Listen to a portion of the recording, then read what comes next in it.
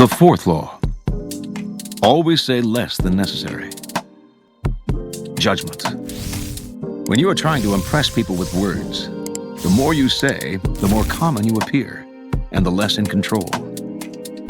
Even if you are saying something banal, it will seem original if you make it vague, open-ended, and sphinx-like. Powerful people impress and intimidate by saying less. The more you say, the more likely you are to say something foolish. Transgression of the law. Gnaeus Marcius, also known as Coriolanus, was a great military hero of ancient Rome. In the first half of the 5th century BC, he won many important battles, saving the city from calamity time and time again. Because he spent most of his time on the battlefield, few Romans knew him personally, making him something of a legendary figure. In 454 BC, Coriolanus decided it was time to exploit his reputation and enter politics. He stood for election to the high rank of consul. Candidates for this position traditionally made a public address early in the race. And when Coriolanus came before the people, he began by displaying the dozens of scars he had accumulated over 17 years of fighting for Rome. Few in the crowd really heard the lengthy speech that followed. Those scars, proof of his valor and patriotism, moved the people to tears. Coriolanus' election seemed certain. When the polling day arrived, however, Coriolanus made an entry into the forum escorted by the entire Senate and by the city's patricians and aristocracy. The common people who saw this were disturbed by such a blustering show of confidence on election day.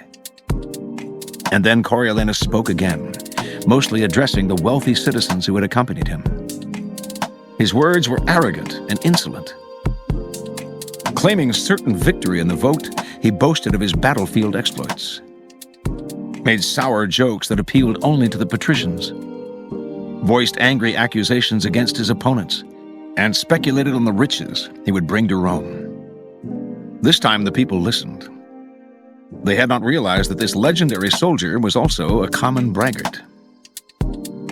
News of Coriolanus' second speech spread quickly through Rome, and the people turned out in great numbers to make sure he was not elected.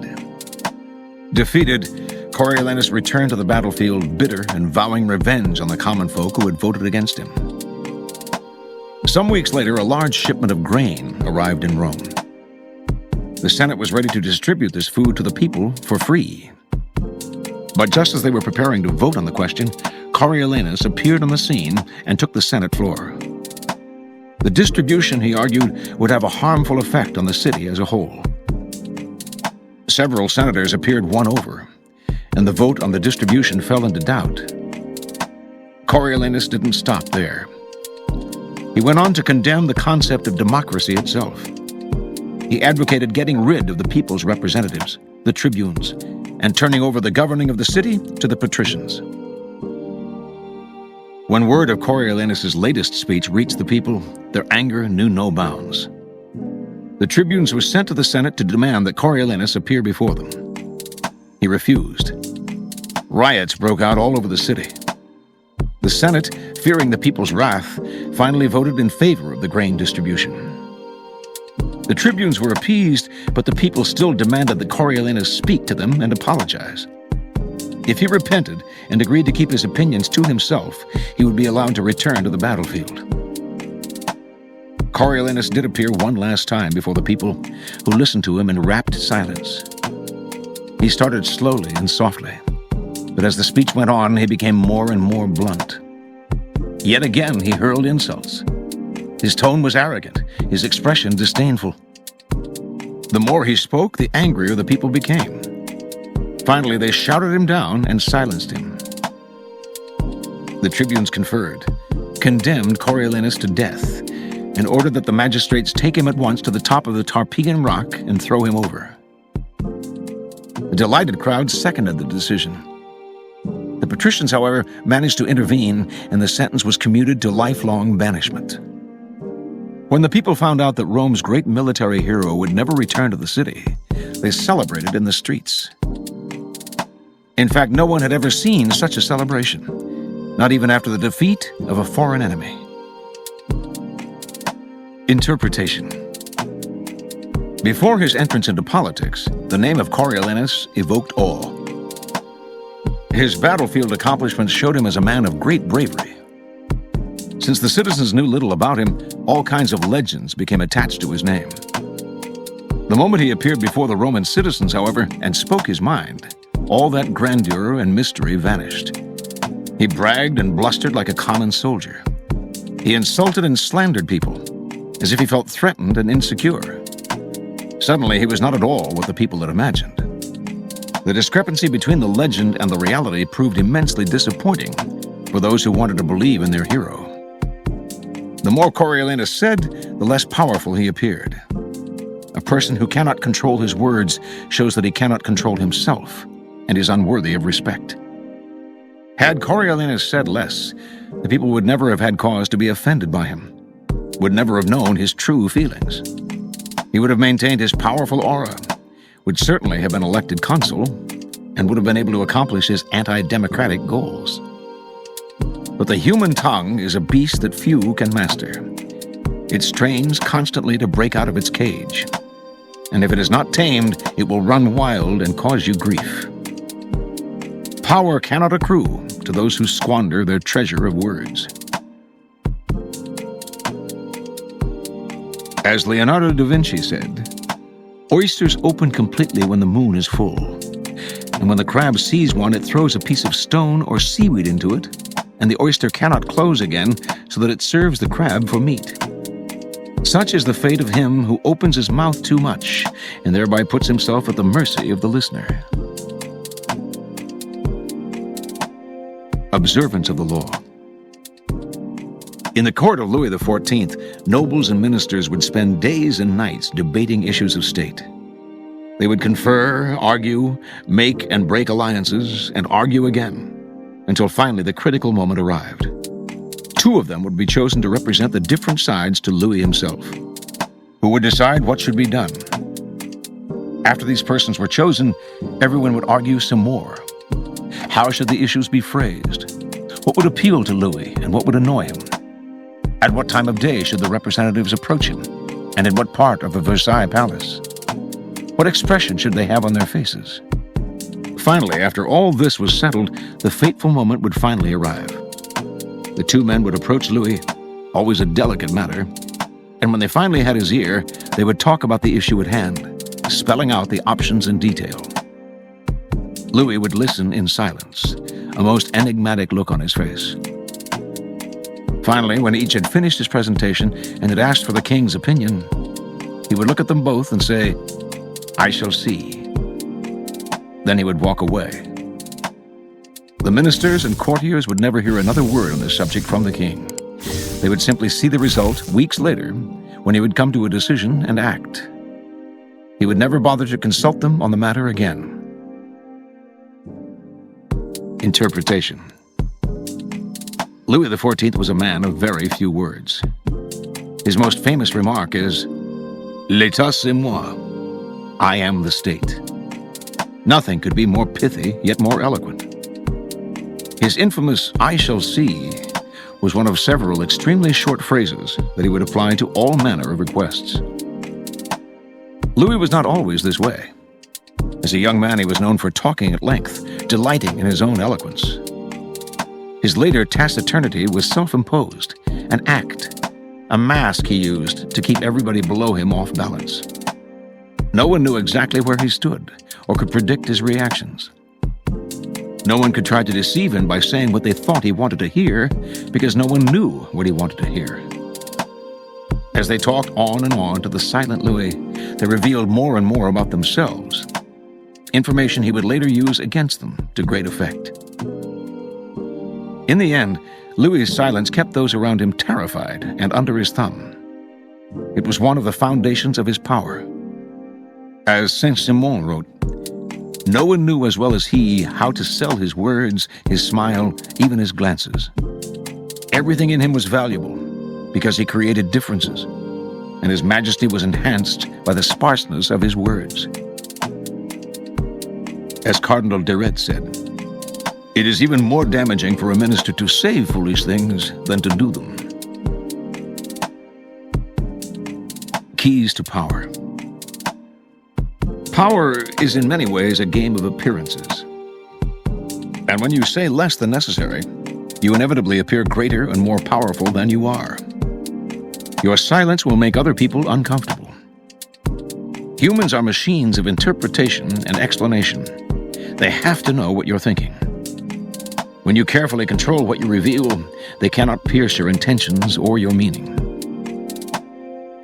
Your short answers and silences will put them on the defensive, and they will jump in, nervously filling the silence with all kinds of comments that will reveal valuable information about them and their weaknesses.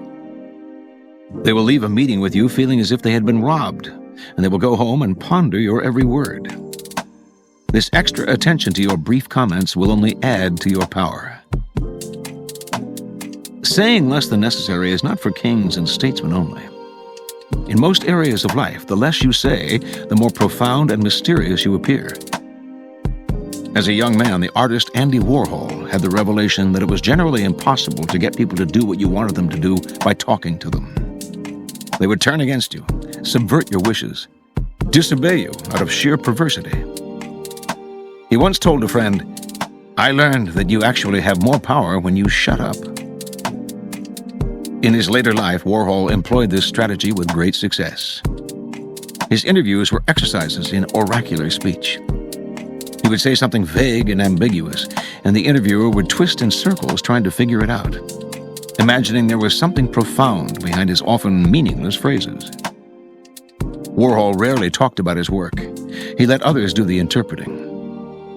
He claimed to have learned this technique from that master of enigma, Marcel Duchamp, another 20th century artist who realized early on that the less he said about his work, the more people talked about it. And the more they talked, the more valuable his work became. By saying less than necessary, you create the appearance of meaning and power. Also, the less you say, the less risk you run of saying something foolish, even dangerous. In 1825, a new Tsar, Nicholas I, ascended the throne of Russia. A rebellion immediately broke out, led by liberals demanding that the country modernize, that its industries and civil structure catch up with the rest of Europe. Brutally crushing this rebellion, the Decembrist uprising, Nicholas I sentenced one of its leaders, Kondraty Ryleyev, to death. On the day of the execution, Ryleyev stood on the gallows, the noose around his neck. The trapdoor opened, but as Ryleyev dangled, the rope broke, dashing him to the ground. At the time, events like this were considered signs of providence or heavenly will, and a man saved from execution this way was usually pardoned. As Ryleyev got to his feet, bruised and dirty, but believing his neck had been saved, he called out to the crowd, "You see, in Russia they don't know how to do anything properly, not even how to make rope." A messenger immediately went to the Winter Palace with news of the failed hanging. Vexed by this disappointing turnabout, Nicholas I nevertheless began to sign the petition. But then, did Ryleyev say anything after this miracle? The Tsar asked the messenger. "Sire," the messenger replied, "he said that in Russia they don't even know how to make rope." "In that case," said the Tsar, "let us prove the contrary." And he tore up the pardon. The next day, Ryleyev was hanged again. This time the rope did not break. Learn the lesson. Once the words are out, you cannot take them back. Keep them under control. Be particularly careful with sarcasm.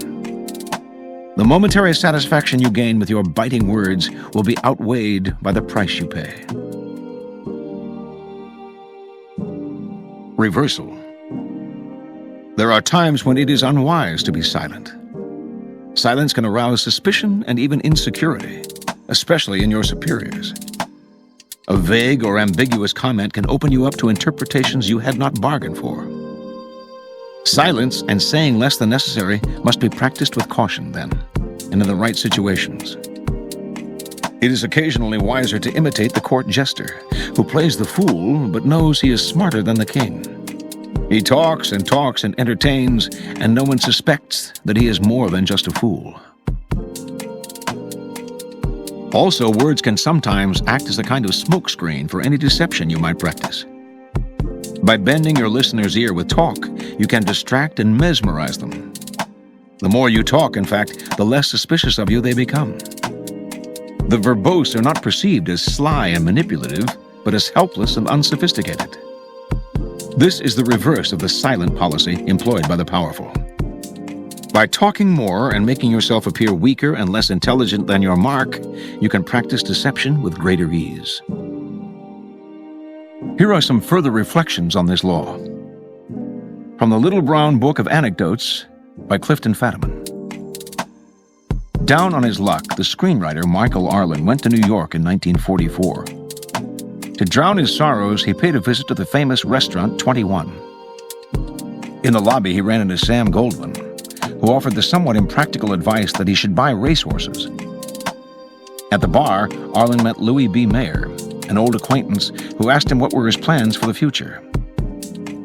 "I was just talking to Sam Goldwyn," began Arlen. "How much did he offer you?" interrupted Mayer. "Not enough," he replied evasively. "Would you take $15,000 for 30 weeks?" asked Mayer. No hesitation this time. "Yes," said Arlen. From Kissinger by Walter Isaacson. One oft-told tale about Kissinger involved a report that Winston Lord had worked on for days. After giving it to Kissinger, he got it back with the notation, "Is this the best you can do?" Lord rewrote and polished and finally resubmitted it. Back it came with the same curt question. After redrafting it one more time, and once again getting the same question from Kissinger, Lord snapped, "Damn it, yes, it's the best I can do." To which Kissinger replied, "Fine, then I guess I'll read it this time." From Primi Visconti, quoted in Louis XIV by Louis Bertrand. The king, Louis XIV, maintains the most impenetrable secrecy about affairs of state. The ministers attend council meetings, but he confides his plans to them only when he has reflected at length upon them and has come to a definite decision. I wish you might see the king. His expression is inscrutable, his eyes like those of a fox. He never discusses state affairs except with his ministers in council. When he speaks to courtiers, he refers only to their respective prerogatives or duties. Even the most frivolous of his utterances has the air of being the pronouncement of an oracle. And from Sir Walter Raleigh. Undutiful words of a subject do often take deeper root than the memory of ill deeds. The late Earl of Essex told Queen Elizabeth that her conditions were as crooked as her carcass. But it cost him his head, which his insurrection had not cost him but for that speech.